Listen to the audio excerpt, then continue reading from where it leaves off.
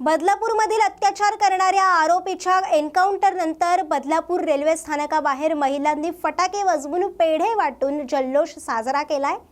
तर सर्वपक्षीय आणि सर्वसामान्य महिलांनी एकत्र येऊन हा आनंद साजरा केला। बदलापूरमधील अत्याचार करणाऱ्या आरोपीच्या एन्काउंटरनंतर बदलापूर रेल्वे स्थानकाबाहेर महिलांनी फटाके वाजवून पेढे वाटून जल्लोष साजरा केलाय। तर सर्वपक्षीय आणि सर्वसामान्य महिलांनी एकत्र येऊन हा आनंद साजरा केलाय। हा जल्लोष बदलापूरमधील 2 चिमुकलींवर अत्याचार करणाऱ्या आरोपी अक्षय शिंदे याच्या एन्काउंटर नंतर करण्यात आलाय।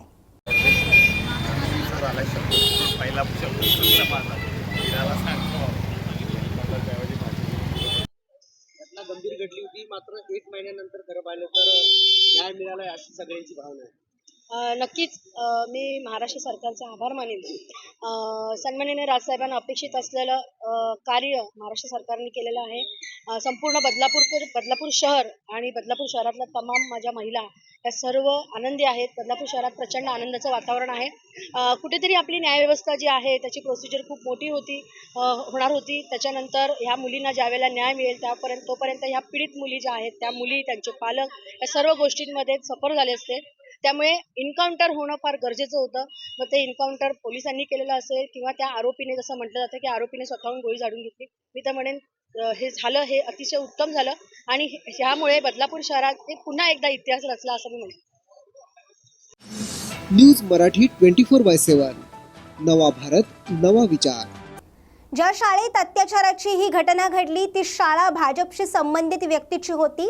त्यामुळे हे प्रकरण दाबण्याचा प्रयत्न सरकारकडून झालाय असं वक्तव्य माजी मंत्री अनिल देशमुख यांनी केलंय।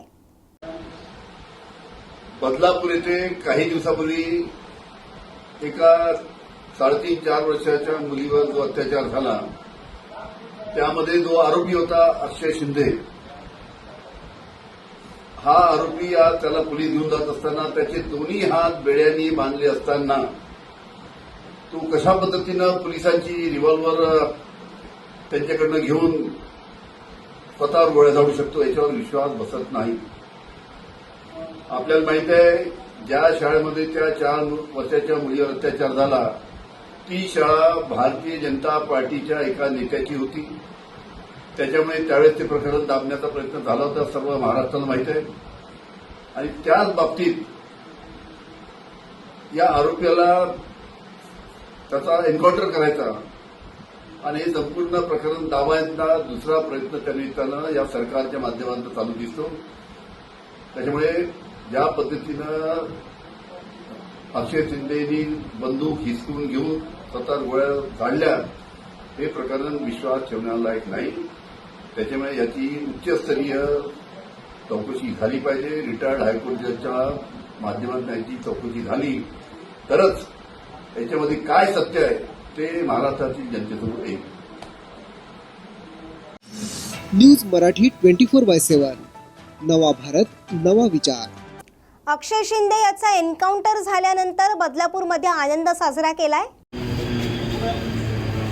प्लॅटफॉर्म क्रमांक 2 वर आले जी लवकर 8:11 कर्जतला जाणारी या रेल्वे स्टेशननी हे आंदोलन बघितलं, लोकांचा आक्रोश बघितला आणि आज हेच रेल्वे स्टेशन लोकांच्या मनामध्ये झालेला जो जल्लोष आहे त्याचं कारण आहे की तो नराधम आज यमसदनी गेलेला आहे।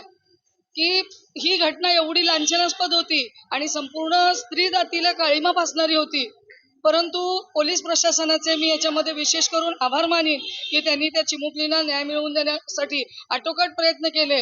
जे एन्काउंटर त्याचा झाला ते मोरे साहेब जे आहेत त्यांनी स्वतःच्या जीवाची बाजी लावत आज त्याला यमसदनी पाठवलेलं आहे।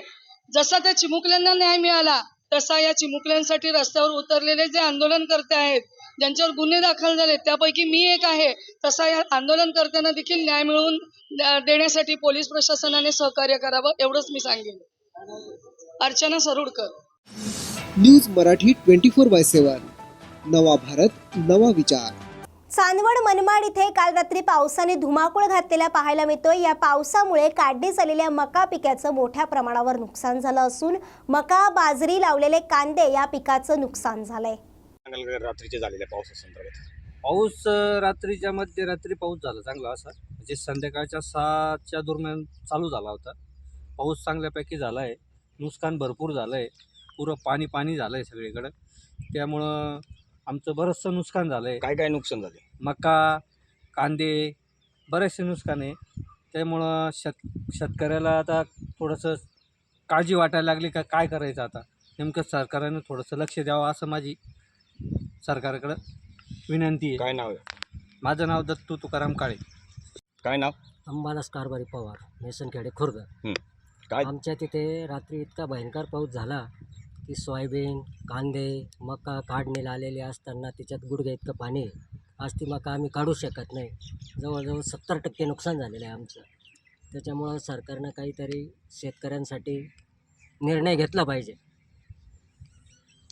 उपमुख्यमंत्री अजित पवार, सुनील तटकरे, रुपाली चाकणकर बारामती विमानतळावरून करमाळ्याकडे हेलिकॉप्टरने रवाना झालेत.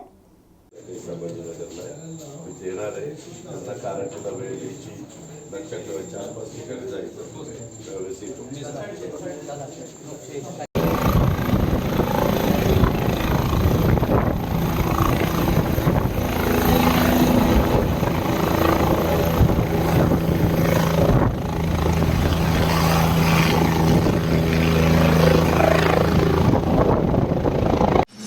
न्यूज मराठी 24/7 नवा भारत नवा विचार.